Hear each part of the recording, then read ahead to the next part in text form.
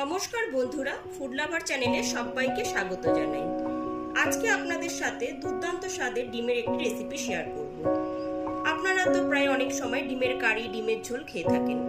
ডিমের রেসিপিটি একবার হলেও ট্রাই করুন। রুটি, পরোটার সাথে খুবই ভালো লাগবে, তাছাড়া গরম ভাতের সাথেও এটা খেতে খুবই ভালো লাগবে।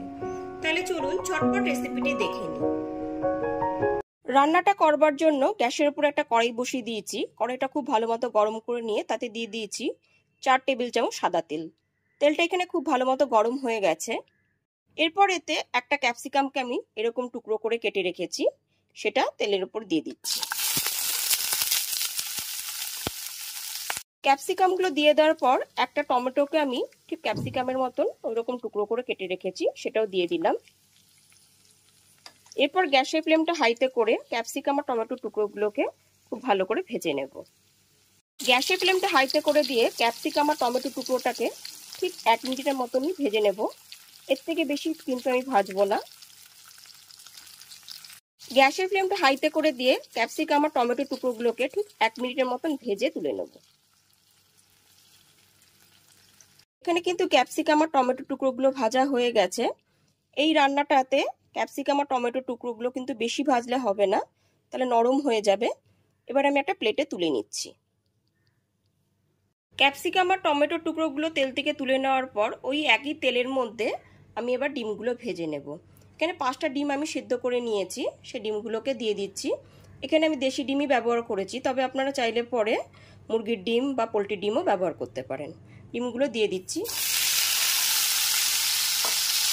সমস্ত দেশি হাঁসের ডিমগুলো দিয়ে দেওয়ার পর গ্যাসের ফ্লেমটা মিডিয়ামে রেখে বেশ কিছুক্ষণ সময় ধরে ডিমগুলো খুব ভালো করে লাল করে ভেজে নিতে হবে।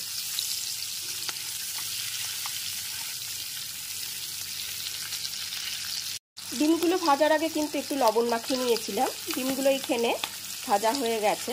এবার ডিমগুলো একটা প্লেটে তুলে নেব। এবার একটা মশলা রেডি করে নেব। তার জন্য নিয়ে নিয়েছি 10টা থেকে 12টা আমন্ড বাদাম আর 1 টেবিল চামচ চারমগজদানা। মিক্সার জারে এর একটা পেস্ট রেডি করে নেব। চারমগজদানা আর আমন্ড বাদামের মধ্যে সামান্য একটু জল মিশিয়ে মিক্সার জারে এর একটা স্মুথ পেস্ট রেডি করে নিয়েছি। ডিমগুলো ভেজে তুলে নেওয়ার পর ওই একই তেলের মধ্যে দিয়ে দিচ্ছি 1/2 টিস্পুন গোটা জিরে, দিয়ে দিচ্ছি 2টো দারচিনির টুকরো আর 2টো এলাচ। গ্যাসের ফ্লেমটা লোতে রেখে ফোড়নটা হালকা করে ভেজে নিচ্ছি।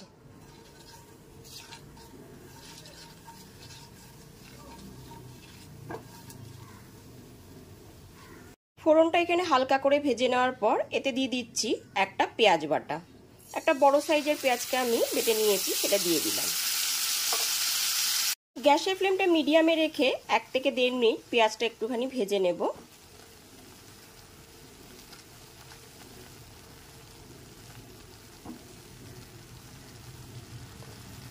পেঁয়াজ বাটাটা একটু ভেজে নেওয়ার পর এতে দিয়ে দিচ্ছি আদা, রসুন আর কাঁচা লঙ্কা বাটা। এখানে 2 টেবিল চামচ আদা, রসুন আর কাঁচা লঙ্কা বাটা দিয়ে দিলাম। আদা, রসুন আর কাঁচা লঙ্কা বাটাটা দেওয়ার পর পেঁয়াজ বাটার সাথে খুব ভালো মতো একটু কষিয়ে নিতে হবে, যতক্ষণ না পর্যন্ত আদা রসুনের কাঁচা গন্ধটা চলে যায়।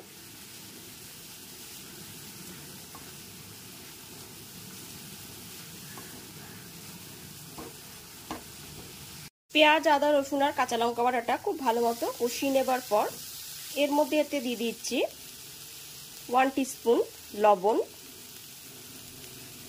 লবণটা দিয়ে খুব ভালো মতো মিশিয়ে নেবার পর এতে দিয়ে দেব আমন্ড আর চারমগজের পেস্টটা।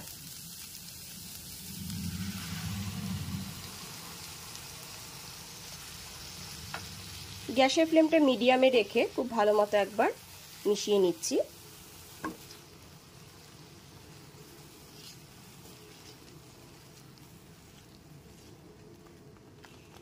গ্যাসের ফ্লেমটা লো টু মিডিয়ামে রেখে বাদাম বাটাটা খুব ভালো মতো একবার কষিয়ে নিতে হবে।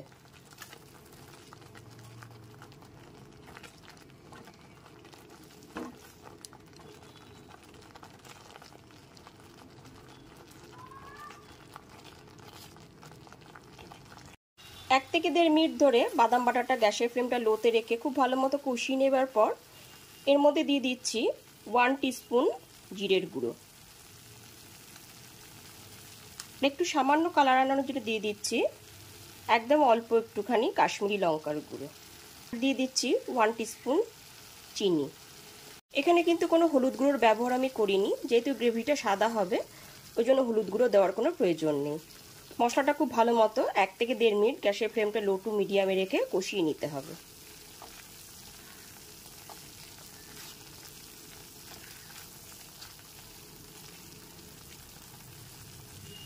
সমস্ত মশলাটা গ্যাসের ফ্লেমটা লো টু মিডিয়ামে রেখে খুব ভালো মতো কষিয়ে নিয়েছি।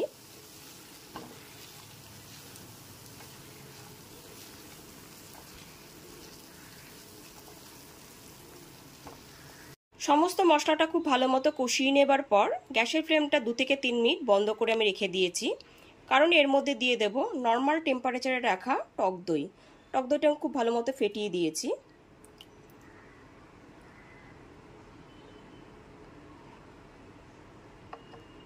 এবার গ্যাসের ফ্লেমটা অন করে দিয়ে টক দইটা খুব ভালো মতো মশলার সাথে মিশিয়ে নিতে হবে।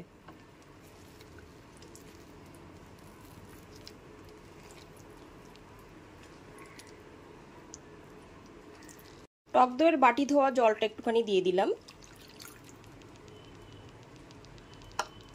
সামান্য একটু জল দিয়ে দেওয়ার পর গ্যাসের ফ্লেমটা একদম লোতে রেখে 3 থেকে 4 মিনিট ঢাকা দিয়ে রান্না করে নেব। 1 থেকে 1.5 মিনিট পরে ঢাকনাটা সরিয়ে দেখে নিচ্ছি। খুব ভালো মতো একবার নেড়ে নিলাম।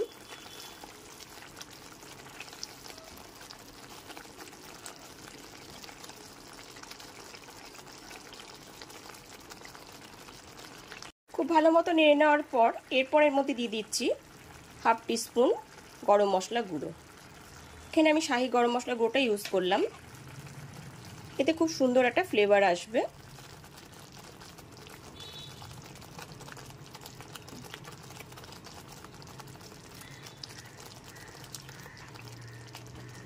গরম মশলা গুঁড়োটা খুব ভালো মতো মিশিয়ে নেবার পর এর মধ্যে ঠিক এই পর্যায়ে ভেজে রাখা ডিমগুলোকে দিয়ে দিচ্ছি।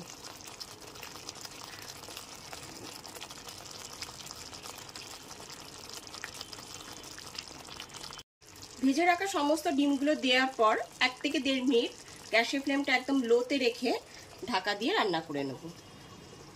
ঠিক 1 থেকে 1.5 মিনিট পরে ঢাকনাটা খুলে দেখে নিচ্ছি। এবার উপর থেকে নিচে একটুখানি খুব ভালো মতো নেড়ে নিলাম। ঠিক এই পর্যায়ে আমি ক্যাপসিকাম আর টমেটো টুকরোগুলোকে দিয়ে দিচ্ছি। ভেজে রাখা সমস্ত ক্যাপসিকাম আর টমেটো টুকরোগুলো উপর দিয়ে দিলাম। ভেজে রাখা সমস্ত ক্যাপসিকাম আর টমেটো টুকরোগুলো খুব ভালো মতো মিশিয়ে নিচ্ছি। ঠিক এই পর্যায়ে আমি গ্যাসের ফ্লেমটা অফ করে ঢাকা লাগিয়ে 3 থেকে 4 মিনিটের জন্য স্ট্যান্ডিং টাইমে রেখে দেবো। ক্যাপসিকাম আর টমেটোর টুকরোগুলো দেওয়ার পর খুব বেশিক্ষণ সময় ধরে কিন্তু গ্রেভিটার ফোটাবো না। ঠিক এই পর্যায়ে গ্যাসের ফ্লেমটা অফ করে দেবো।